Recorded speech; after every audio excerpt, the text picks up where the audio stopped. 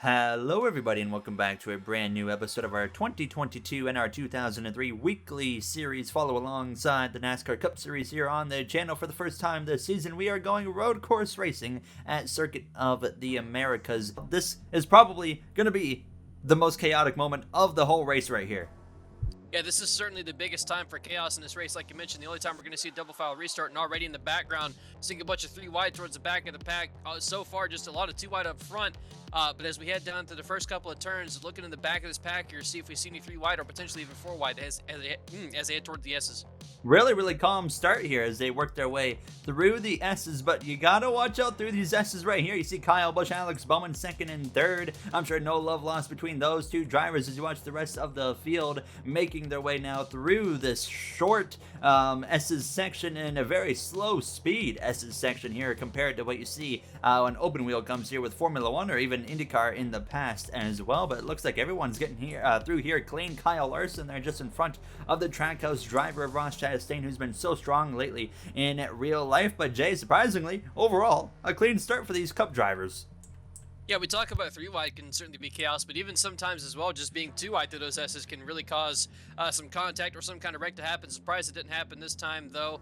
On the initial start of this race, still a lot of 2 wide here towards the back of this field, but pretty much everybody at this point is starting to get single filed out in the entire field, trying to just now get into a rhythm, start to log a couple of laps here in stage 1 and feel what kind of car you got under you for this race. So technically he can make it to the end of the stage, and I just noticed he's actually actually Bowman gets turned. Bowman! We were talking about his good race going on early on in the stage. He gets turned right there, head onto the guardrail. Lots of damage to the front end of that 48 machine. Pit lane, get that car repaired and see what kind of things he can do. Oh to my fix it. The 15, goodness. actually, Joey Hand runs into him, and it gets even worse for Bowman. That's not the debut you want if you were Joey Hand. Not a very handy move. Big time, and found himself up here battling in the top 5. They continue to go at it. Here comes Truex trying to take a look, but not enough. They're going to be drag racing down the back straightaway. In the background, we see Denny Hamlin has gotten a bunch of damage. I saw him sideways. They keep it green, but look at the damage on that 11 car, Jay. That is going to be huge for that 11 team. We saw the damage to Bowman. Looks awfully similar to that. We can probably expect Hamlin is going to have a rough day from here on out. You can already see the lack of pace in that number 11.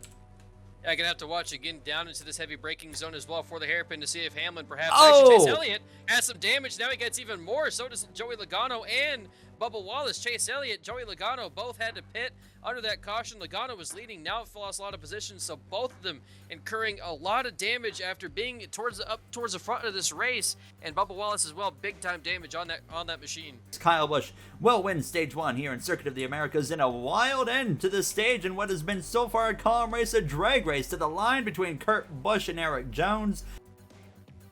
I think the biggest thing we're gonna have to look for is how the tires fare on this restart, and if they're going to be able to hold up. I noticed earlier on in the race when the pit stops happened in stage 1, it seemed like tires were a very big advantage if you had fresher tires, and certainly he does not at the moment look like he's going to have an advantage with those tires. He's going to be struggling, I think, a little bit on that pace, and Kyle Busch already to the inside into the S's. 2 wide can still be a little bit sketchy down through here. 3 wide certainly definitely sketchy. So for Kyle Busch and Chase Briscoe, they both got to be a little bit careful. Briscoe not holding back at all here, side by side with the 2-time Cup Series champion of Kyle Busch 2015 and 2019. Briscoe, a winner in real life in the Cup Series, yet to win here since we started this series last season in our NR 2003. But there you see Kyle Busch go through. He's going to bring his Joe Gibbs Racing teammate Martin Truex Jr. along with him.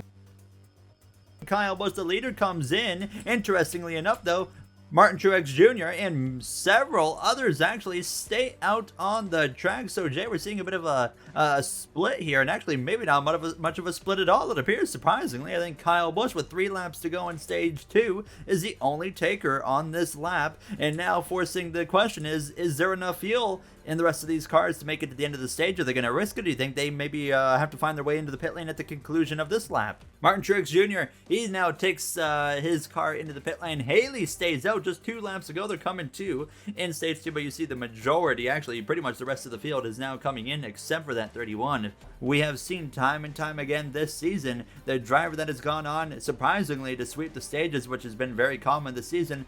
Well, the trend has been when they win the first 2 stages, they don't go on to win the 3rd stage. And could we really expect that for Kyle Busch, who, in my opinion, has been probably arguably the driver with the worst amount of luck here ever in our NR 2003 series? Yeah, I certainly think that that trend right now is perhaps a little bit scary for that 18 team, and I believe as well our winner of both stages last week incurred some trouble and wound up DNFing from that race. So for Kyle Busch, perhaps a little bit scary. And When everybody was scheduled to come into the pit lane, everybody stayed out except for that 17 car on bank. As we are underway down into stage 1, Kyle Busch leads the way, but you can see them already going about 2 wide in the background. But Kyle Busch has already got down, I think, the main obstacle of just leading out of turn 1, and things are already looking good for that M&M's Toyota Camry. Yeah, and set himself up good to get out of double file, heading down out of the exit of turn 1 into these S's as well. You really don't want to be too wide again, and you're seeing a lot of too wide in the back of the pack here. Justin Haley for a moment had to check up a little bit, allowed Kyle Larson to get back to the side of him, but then once again through that corner right there, gets the advantage, gets himself single file as well, and now Ryan Blaney and Tyler Reddick are fighting side by side. So you really want to find yourself single file through those S's. You don't want to be double wide and have a car next to you. Truex J has actually closed in a little bit on Kyle Busch on this lap, and actually is going to run into the back of him. Gave a little bit of a tap to his teammate there, Kyle Busch, saying that I'm here, giving a little bit of short track action on a road course. And Justin Haley as well really sent it from behind. Surprised he wasn't making contact with either of the 2 cars in front of him. But like you mentioned, Truex is staying with Kyle Busch a little bit better this time around, and so is Justin Haley. So maybe a little bit of competition for Kyle Busch so far early on in this stage 3, not pulling away like he has previously. This weekend with Allmendinger being so strong on the road courses. Here comes Kyle Busch into the pit lane. This is a dramatic and questionable call, Jay, because what does this mean? They cannot make it to the end of this race. Now, if these drivers stretch this field run out as long as possible, they are very borderline. They could make it, but they might be short by a lap, or they might just be able to make it by a lap or so as well. But this right here guarantees Kyle Busch not being able to make it. Do you think maybe the pressure of the 31 wanted him maybe to pit early to make sure he can get tires, maybe try to build up the gap that way, but then he knows, what if those guys are able to make it just on this one pit stop when Kyle Busch can't? This could maybe be the call that loses them this race. No, he is not, so he stays out on the track. Truex is going to pit, though, and so is the 12 of Ryan Blaney. So, Jay, we are seeing some crazy switched up or just, very different strategies here throughout the field, and this is going to maybe throw a big curveball. Who knows who's going to win this thing at this point? But still, the point stands that Kyle Busch got on pit road and certainly knew that he wasn't going to be able to make it to the end without 2 pit stops. And this time around, you can see he's going to be actually behind Blaney. So possibly the pace gone away from that 18 car a little bit. He was ahead of Blaney before making the pit stop. Now he's behind him. Well, he was ahead of everybody before making the pit stop. There's Truex. He's potentially going to be the net leader here now. I would expect Haley to dive down into the pit lane, and that is exactly what we are going to see. Justin Haley is going to come in, and so is Tyler Reddick. Truex Jr. and Kyle Busch way long gone through turn 1 before Justin Haley even leaves the pit lane. Going to lose even positions to his teammate of Allmendinger. Almost loses it to Kyle Larson. Larson going to actually a little bit of a break there. And yeah, that is a big one because we know that Kyle Larson is pretty much the first car that can make it or potentially be able to make it to the end of this race. To the Americas, while we were under a break, Justin Haley passed Kyle Busch to take the lead of the race, and now is 2.5 seconds ahead of Kyle Larson, who's going to be net second place. Kyle Busch still on the track, surprisingly, and while we were under break as well, Martin Truex Jr. And several others who pitted after Kyle Busch all made their way into the pit lane for the final time, so they were confident they couldn't make it. And Kyle Busch looks like he's going to be pitting this time, so finally, yes, Kyle Busch does come to the pit lane, his final pit stop of the day, coming to lap 38. Now, we were talking about the quietly consistent Logano inside the top 10. Well, that top 10 looks like it's going to actually be erased here on Circuit of the Americas due to the unfortunate pit strategy. They're going to come out actually alongside that 99 of Daniel Suarez. A bit of a rough day there for the Trackhouse driver.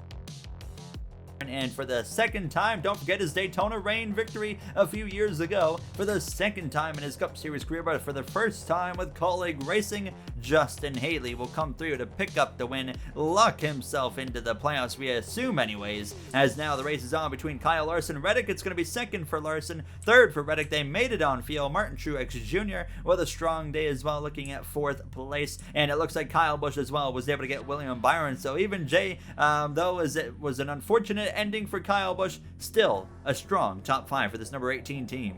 Larson and Reddick as well having their best results of the season. Logano, I think for the first time this season outside of the top 10 with a 15th place finish there just because of strategy. Obviously, we saw he had pace to be inside the top 10, so unfortunate there for that 22 car. That streak will come to a conclusion here today in Circuit of the Americas, and top 25 there for Cody Ware, as well as Kaz Gralabora said in the top 20 as well in his NASCAR debut, or of 2022 re-debut, we'll call it here. But a fantastic event here from Circuit of the Americas. Next week, Richmond Raceway. We will see you guys then for the first short track race, the first true short track race here with this next gen car. We are looking forward to that. And as usual, thank you all for taking the time out of your day for watching, and we will see you guys in the next one from Richmond. Have a great day, everybody.